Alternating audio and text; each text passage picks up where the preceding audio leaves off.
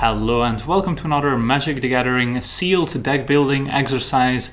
Today we're looking at the latest set, which is Aether Revolt. So we've got 4 packs of Aether Revolt and 2 packs of Kaladesh, which is the usual amount of packs you will get at a sealed event for Aether Revolt. So let's open these packs and try and build a sealed deck, which is a 40 card deck, of course, including basic lands. So let's get started with the Kaladesh packs, get the boring cards out of the way first. And while we open the packs, we can sort them by color, so we don't have to do that later. All right. Pack number 1.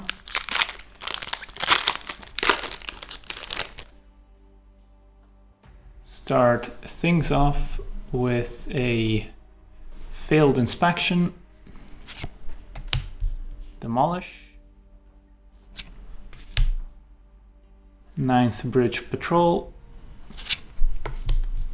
High Tide Hermit. Thriving Rhino. Subtle Strike. Tezzerath's Ambition.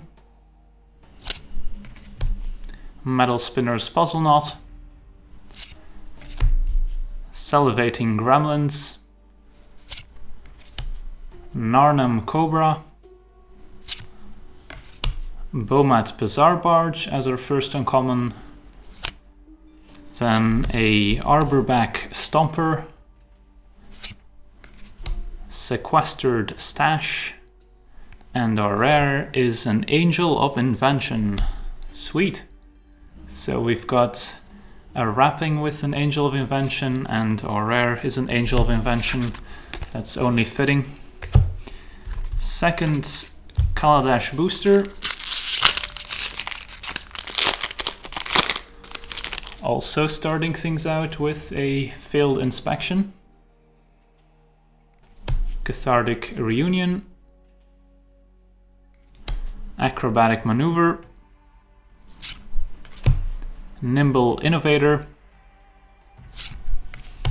another Thriving Rhino, Lawless Broker, Pima Outrider, another Narnam Cobra, Windrake, Skyskiff. Our first uncommon is a Contraband Kingpin, followed by a Longfin Skywhale, then a Speedway Fanatic, and our rare is a Dynavolt Tower. Alright, sweet. So some pretty good commons and rares in these first 2 packs. Let's open Aether Revolt now.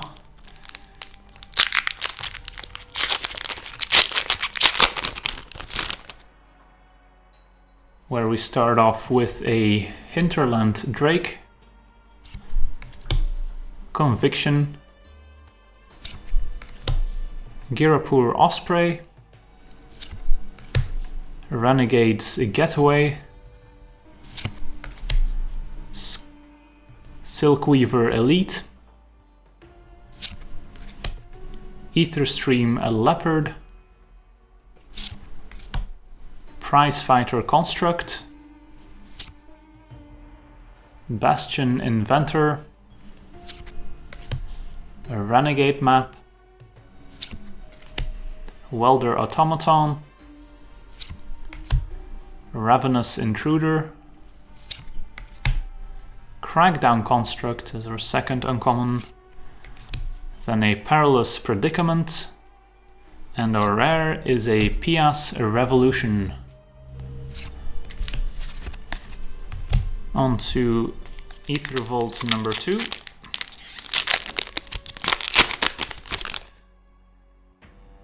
Where we have a Precise Strike, Aether Swooper, Alley Evasion, Unbrindled Growth,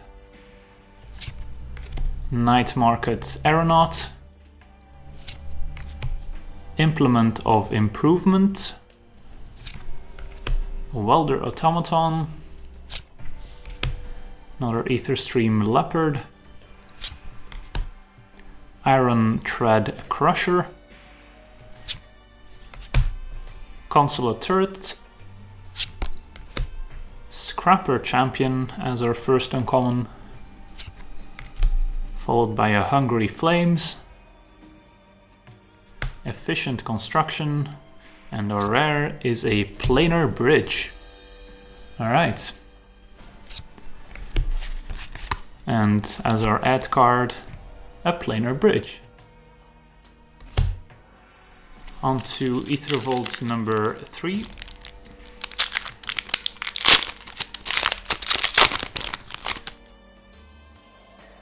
Where we have Wrangle, Bastion Enforcer, another Conviction, Cruel Finality, High Spire Infusion, Resourceful Return, Negate, Consulate Turret, another Aether Stream Leopard, another Welder Automaton, Ironclad Revolutionary as our first uncommon, then a Vengeful Rebel, a Lifecraft Awakening, and our rare is a Lifecrafter's Bestiary.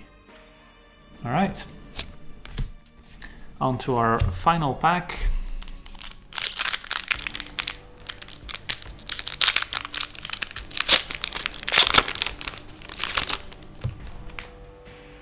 Where we have a good old Shock, Shipwreck Moray, Caught in the Brights, Scrounging Bandar,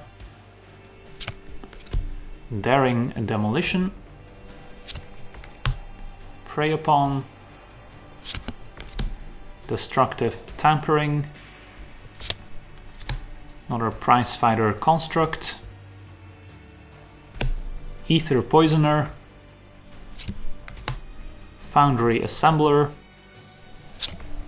first uncommon is a Narnum Renegade, another Vengeful Rebel, another Lifecraft Awakening, and our rare is a Karizev's Expertise. Alright.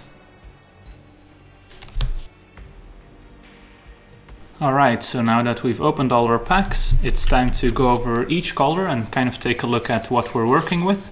So starting out with white, the best card by far is our Angel of Invention. We also have a Caught in the Brights, which is a decent removal spell. But looking at the other white cards, we basically don't have anything great. We have these Convictions, which are fine Revolt enablers, but are not great cards by themselves. Bastion Enforcer's kind of medium. Alley Evasion is a filler combat trick. The Osprey is a decent creature. Acrobatic Maneuver did get a lot better now with all the Revolt cards. And a 9th Bridge Patrol, but yeah, like white is not looking very deep. So besides the Angel of Invention, which is not even a splashable card, I don't see anything that really pulls me into white. So we might have to look at some other colors here. Let's take a look at blue, where, let's see here, we've got a decent amount of flyers. We've got a Windrake, a Sky Whale, we've got the Swooper and the Hinterland Drake. So these are all solid creatures if you're a more aggressive deck. Especially the Sky Whale used to be pretty bad because blue was not a very aggressive color in Kaladesh, but now with Aether Revolt, blue tends to be a little more aggressive, so the Sky Whale got better. The Moray is certainly a serviceable creature. Negate, not really a main deckable card, but can be a fine sideboard card. Efficient Construction needs a lot of artifacts before I would consider playing it. Bastion Inventor can be a great card if you've got a lot of cheap artifacts to enable Improvise. And then these failed inspections aren't really exciting. So blue also not looking too deep here. We've got a bunch of flyers, but basically no removal spells, and that's about it. So also not too excited about our blue cards. So let's take a look at black, where we have a double Vengeful Rebel, which is a great card if you can enable Revolt. Aether Poisoner is great, Daring Demolition is great. The Revolutionary is not particularly exciting. I do like Resourceful Return in a deck where we have a bunch of Death Touch creatures like the Aether Poisoner, which you can trade off and then even get the servo to enable the artifact clause on Resourceful Return. Cruel Finality, another nice removal spell. The Perilous Predicament can be great, can also be pretty bad if the opponent has random servos, but certainly a card I would consider main decking. And the Lawless Broker and Subtle Strike are also fine filler cards, so black is actually looking quite strong here with a decent number of good creatures that both act as removal spells and as creatures, and then we also have some other normal removal spells. So yeah, black looks pretty good here, and I would probably like to pair it with a second color. Taking a look at red, we've got the Expertise, which is not particularly exciting in limited. This is more of a card you would like to break in modern, where you can take advantage of the free card. Destructive Tampering is actually quite good because it both acts as artifact destruction, but can also be used to make your team unblockable basically and get in for lethal. So the split card here is quite good. Shock, of course, is great. Wrangle, not really. Hungry Flames is quite strong, as is the Scrapper Champion. PS Revolution, not really. Ravenous Intruder needs a lot of support. Speedway Fanatics, kind of filler. So we've got a couple exciting cards here in Shock, Hungry Flames, and Scrapper Champion. And I guess we could also consider Destructive Tampering as an exciting card. But not a lot of creatures besides the Scrapper Champion. So red not looking too exciting unless we can have lots of artifacts that go with Intruder and PS Revolution and the Salivating Gremlins. But I doubt we can make that work, but something we have to keep in mind, of course. But let's take a look at our green, where I spotted a bunch of powerful commons and uncommons. We've got 2 Lifecraft Awakenings, which are decent if you have a lot of artifacts to animate. Narnum Renegade, a Death Touch creature, is always decent. Prey Upon, some removal that especially goes well with Death Touch creatures. Scrounging Bandar is solid. I put the Lifecrafter's Bestiary in green because I don't think you would play this if you're not in green, but it's a very good card, especially in Sealed, where games tend to go longer and you can take full advantage of the card. The Aetherstream Leopards are fine. High Spar Infusion can be a decent combat trick, but not particularly exciting. Unbrindled Growth, on the other hand, is a great revolt enabler and doesn't really cost you a card, so this is the kind of card I want to pair with those Vengeful Rebels, for example. Another Leopard, another Silkweaver Elite, which is one of the weaker revolt cards, just because if you don't enable revolt, 3 mana 2/2 reach is kind of lackluster. Pima Outrider is still great, so is Thriving Rhino and Arbor Backstomper. So green actually looks very, very good with a lot of solid creatures and even a Lifecrafter's Bestiary. So this looks like the kind of color I would like to pair with black, where we have more removal spells and then green offers the beefy creatures and also the card advantage with the Bestiary in this case. So yeah, black-green looks like an early contender to be our deck. But of course we still have the artifacts to look at, where we have Foundry Assembler, which is not particularly exciting. Neither is the Prizefighter Construct. Welder Automaton is a solid card, both an artifact for artifact synergies, and late game having a mana sink is always nice, but of course you do need to be in red for the activated ability. Consulate Turret is kind of medium. Planar Bridge, not really a card you're going to play in a limited. The Crusher is actually quite decent for vehicles. The implements are all playable if you've got a lot of improvised cards, but of course it's better if you're in those colors so you can sacrifice them, or if you have other ways to maybe sacrifice artifacts, they can still be worth it. The Crackdown construct, not really exciting. Renegade map, another great Revolt enabler, and you should probably just play this in any deck where you have a Revolt creature, because it's almost free to play the map, just play it over a land if you have to. Dynavolt Tower, great in a deck with lots of instants and sorceries and other energy payoff cards, but green-black probably doesn't play a lot of instants and sorceries, so would probably not be in that deck. Skyskiff can be filler. Narnum Cobra is actually a solid card, and I should probably put this in the green pile just because of the activated ability. And Bazaar Barge, also solid, and so is Puzzle Knots, fine filler. I can put that in the black pile as well.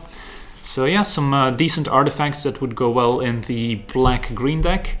We also have a Sequestered Stash, which I never really consider. And then the Kingpin, but it doesn't look like we're gonna be black-blue. So I think we'll just get started on building our black-green deck, and I'll be right back. Alright, so this is how the green-black deck could look like. So we've got a decent amount of powerful creatures here. We've got a lot of Death Touch creatures in the early game with the Cobras, the Poisoner and the Renegade. We've got the Bandar, which is a great creature that can also enable Revolt by itself once you remove all the counters from it. Then we've got triple Leopard, double Rhino and double Rebel in the 3-drop slot, so all pretty powerful 3-drops, as well as the Outrider and the Stomper for some more beef. And then we've got 2 enablers for Revolt. We've got the Unbridled Growth and Renegade map. We've got a Prey Upon, which goes very well with our Death Touch creatures. Then Resourceful Return, which I think is worth it with all those Death Touch creatures. The Cobras count as artifacts, and we've got some other ways to make artifacts. Then the Puzzle Knot could also enable Revolt, although it is pretty expensive because you would need 6 mana to sack the Puzzle Knot and play the Rebel, but it is also just a solid card by itself. Then the Bestiary, which is pretty exciting in this deck. Cruel Finality is another removal spell, Daring Demolition as a unconditional removal spell. And then I think we want to play 2 of these vehicles, the Bazaar Barge and the Crusher. We don't have any flyers in this deck, so it's important to have a plan in case something like a board stall happens. We have some big creatures that could potentially break through, but by having these large vehicles, that's a way to maybe trade one of your vehicles for multiple of the opponent's creatures, and that might open up the board a little more so your other creatures can start attacking. We also have, of course, ways to trade our creatures in combat to enable Revolt, and especially cards like the Aether Stream Leopard are great at enabling Revolt because the opponent's more likely to trade with them, otherwise they're taking a lot of damage. We could also be playing a Lawless Broker over, let's say, the 3rd Aether Stream Leopard, just because it has 3 power by itself and can more easily crew these 2 vehicles, which are all crew 3. So I could see that swap happening, although I think the Leopard is slightly better by itself. We also have access to Perilous Predicament, which can be a total blowout, but sometimes it does very little. So I think we might want to start this in the sideboard and then bring it in against opponents that don't play a lot of creatures or play very large creatures, and maybe some of those large creatures are artifacts, and if they don't have any servos, then the predicament becomes a lot better. Could also play Skyskiff as another option to have vehicles. It would be a way to put some evasion in the deck. Having a flyer would be nice. But I don't think this is a great fit in this deck, just because we would have to tap one of our 3-drops most of the time to crew this, and then we're basically not getting in for as much damage as we would if we were just attacking with our creatures. Being able to tap one of our Death Touch creatures could be nice, but then again, often you want to have your Death Touching creatures on defense as well, so I'm not sure about the Skyskiff. And then finally, another sideboard option here in Subtle Strike. If we see our opponent with lots of 1 toughness creatures, then this gets a lot better. So if this would be a 16 land deck, plus of course the Renegade map, so that's essentially like playing 17 lands. Our curve isn't very high, plus we also have the Lifecrafter's Bestiary to scry other lands to the bottom once we don't need them anymore. And the mana base would be skewed towards green, because we have a lot more green creatures. And of course we also have the Bestiary, plus cards like Narnam Cobra with a green activated ability that we want to pay for.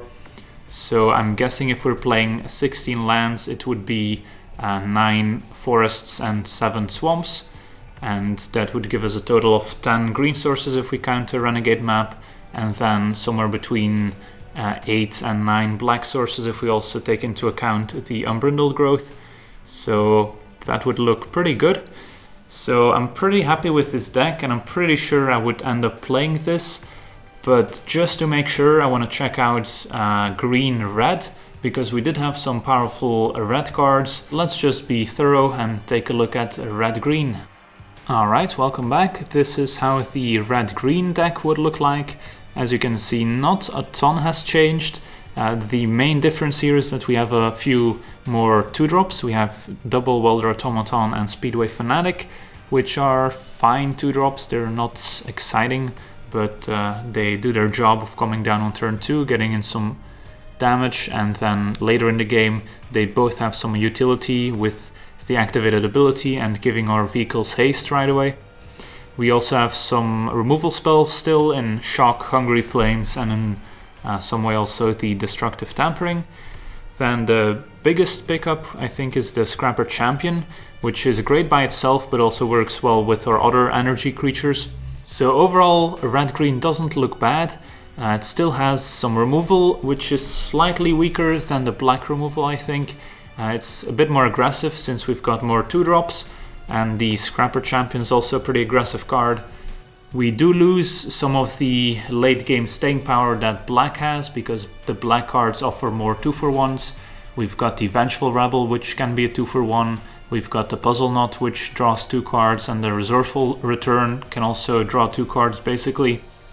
And of course, Daring Demolition is unconditional removal, while Shock and Hungry Flames only deal 2 or 3 damage. So overall, I think I still prefer the black-green build, but the red-green one certainly isn't far behind. I think that's gonna do it for this sealed deck building exercise. I wanna thank you for watching, I hope you enjoyed, and as always, have a nice day.